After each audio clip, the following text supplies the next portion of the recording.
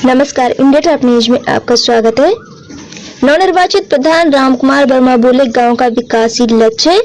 Ballia Bellary block की ग्राम सभा कृपालपुर से नवनिर्वाचित प्रधान रामकुमार वर्मा हुए। आपको बता दें कि बहुमत से नवनिर्वाचित प्रधान रामकुमार वर्मा की जीत हुई है और कृपालपुर गांव में जीत हासिल हुई है। नवनिर्वाचित प्रधान रामकुमार वर्मा ने बताया कि कृपालपुर की एक अलग पहचान होगी। गांव की जनता ने जिस विश्वास पर आशीर्वाद प्रदान किया है, उस भरोसे पर खरा उतरेंगी। रामकुमार वर्मा नवनिर्वाचित प्रधान ने कहा कि गांव का विकास ही मेरा मुख्य लक्ष्य है। इसके लिए हर संभव कोशिश रहेगी। ईमानदारी के साथ सरकारी योजनाओं को पात्रों तक पहुंचाना मेरा मुख्य उद्देश्य है। जानना चाहते हैं, बताएंगे आपने पूरा परिचय बताइए। मेरा पूरा परिचय है, मेरा नाम रामकुमार पड़ेगा। वैसे वर्मा मेरा टाइटल है, रामकुमार वर्मा। मेरे गांव का नाम है ग्राम सभा कृपालपुर। ये थाना हंती के अंतर्गत बलिया जिला में पड़ता है। कौन सा ब्लॉक है? मेरा ब्लॉक बेलहरी है, बेलहरी ब्लॉक। कितने गांव की आबादी है प्रधान जी आपके? लगभग मान के चलिए 2500 के आसपास। कितने आपके यहाँ प्रत्याशी खड़े थे? मेरे यहाँ प्रत्याशी हम, मेरे अलावा 7 और मेरे प्रतिद्वंदी थे। जी, कितने वोटों से आपकी हार जीत हुई है? हमारी जीत हुई 39 वोट से। जी जी। आपके बता रहे हैं 7 प्रत्याशी आपके थे, फिर भी आपको जनता ने एक तरफा वोट दिया। ये शायद आपको ये मालूम है, आपके ही बेलरी ब्लॉक पे एक वोट से हार जीत भी हुई है। हाँ। हैं? हाँ। तो इस तरह मान के चलिए आपके गांव के लोगों ने आपको पूरा सपोर्ट किया। हाँ। तो किस तरह के आप काम करेंगे, क्या विकास कार्य करेंगे? ये माना जाता है जैसे ग्राम पंचायत को प्रधान की इच्छा होता है, हम प्रधान बने हैं, कुछ ऐसा कार्य करें ताकि हमको आयुओं लोग मुझे याद करें। देखिए, पहली बात तो ये है कि प्रधान बनने का मेरा उद्देश्य ये रहा कि पिछले 10 वर्ष में 15 वर्ष में हमने ये देखा कि गांव संबंधी विकास कार्य जो भी उसके मद में पैसे आते हैं, उसमें उसका ज्यादा हिस्सा कागजों पर ही सिमट कर रह जाता है। आवास हो, चाहे सड़कों का निर्माण हो, कोई भी काम अधूरे रहते हैं। इससे मुझे बड़ा माने असंतुष्टि रहता था। तो मैं सोचा कि क्यों ना मेरे जैसा व्यक्ति प्रधान का चुनाव लड़े और गांव का प्रतिनिधित्व करे। इसी प्रतिनिधित्व के चलते मैं फार्म भरा, मैं जीता भी। अब मेरा यही उद्देश्य है कि चलिए विकास की बात करते हैं। तो 35 वर्ष से हम ये देख रहे हैं मेरे अपने जीवन में कि 35 वर्ष से गांव प्रधानों का फोकस सिर्फ रहता है आवास और सड़क, और पता नहीं किस तरीके से सरकारी योजनाएं हैं और काम करने वाले लोग हैं, चाहे वो सरकारी मशीनरी हो या चुने हुए पिछले वाले प्रधान हो, तो ये इनका फोकस सिर्फ सड़क और आवास पर रहता है। और वो काम मुझे पूर्ण रूप से अच्छा नहीं दिखाई देता, न मैं उससे संतुष्ट हूँ।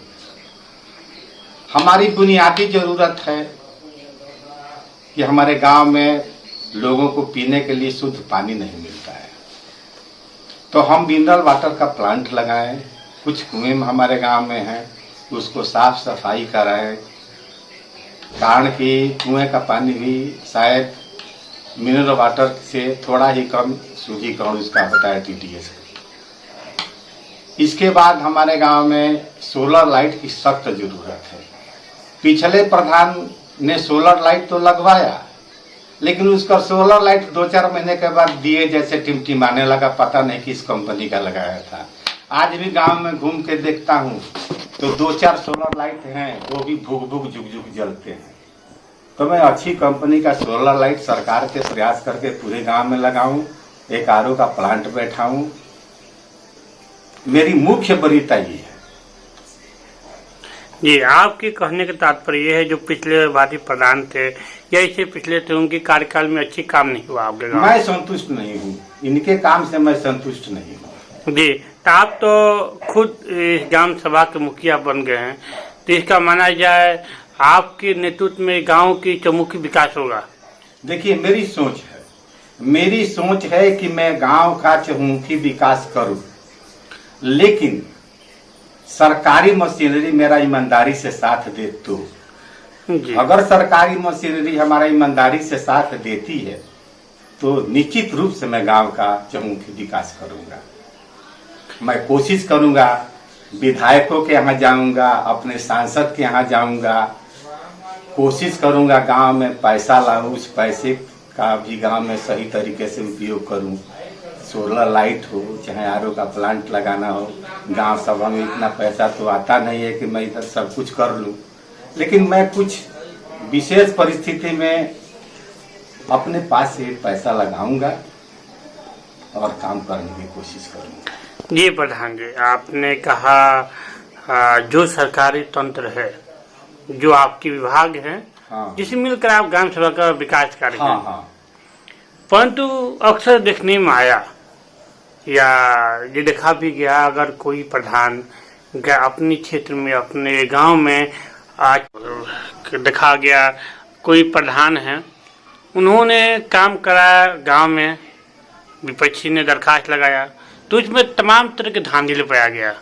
प्रधान पर सिर्फ कार्रवाई होती है, उस पर मुकदमा दर्ज होता है और जेल जाता है, परंतु उसके संबंधित जितने तंत्र हैं जो मिले हों उस पर कुछ नहीं होता है। देखिए, ये तो सरकार की गड़बड़ी है।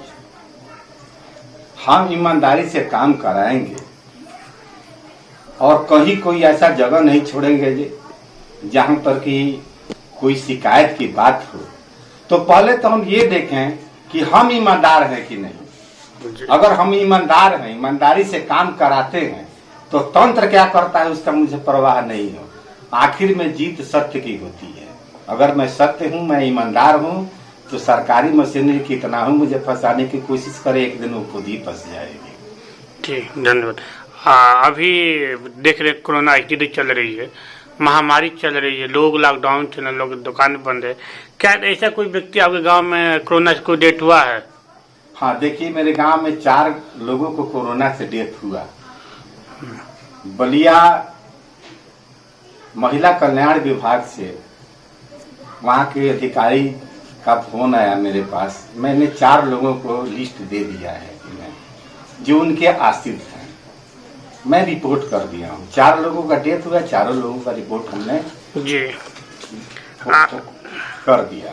आपके गांव में बहुत सारे लोग ऐसे भी होंगे, शायद आपके गांव में आप ही जानते होंगे, राशन कार्ड उनके पास नहीं होगा, रहने का छत नहीं होगा, वो डेली कमाएंगे तभी खाएंगे।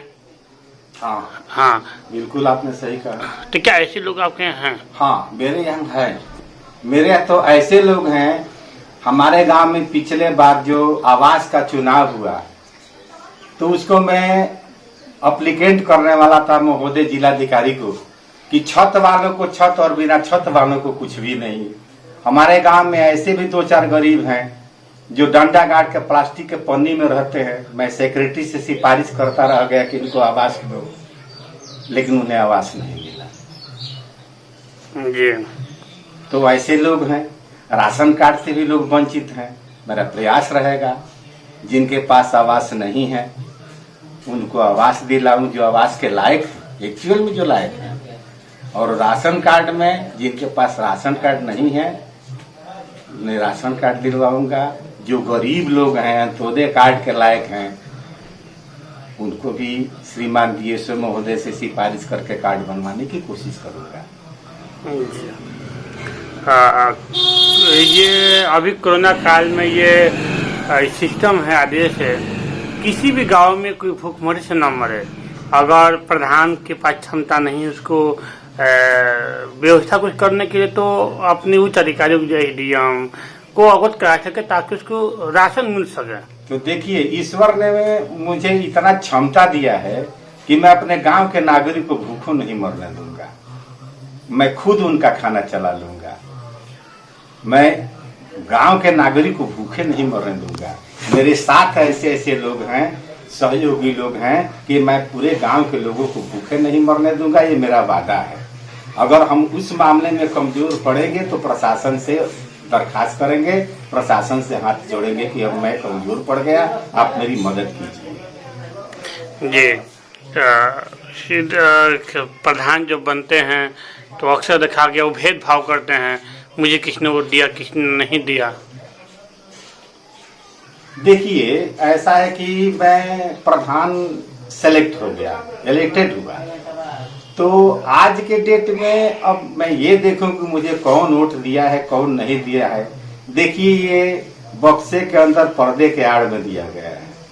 तो आज के डेट में मेरी यही सोच है कि मुझे सबने वोट दिया। ग्राम सभा कृपालपुर ने मुझे जिताया है। ये तो माना जा गांव के सभी जनता के लिए आप एक समान विकास कार्य करेंगे। हाँ हाँ बिल्कुल बिल्कुल, सब मेरे अपने हैं। मैं गांव की जनता का मुखिया हूँ। मैं एक छाता हूँ गांव की जनता के लिए। धूप लगेगा तो छाता का काम करूंगा, ओले पड़ेंगे तो छाता का काम करूंगा। भाई मैं गांव का मुखिया हूँ। मैं हर दुख में हर सुख में पब्लिक के साथ हूँ।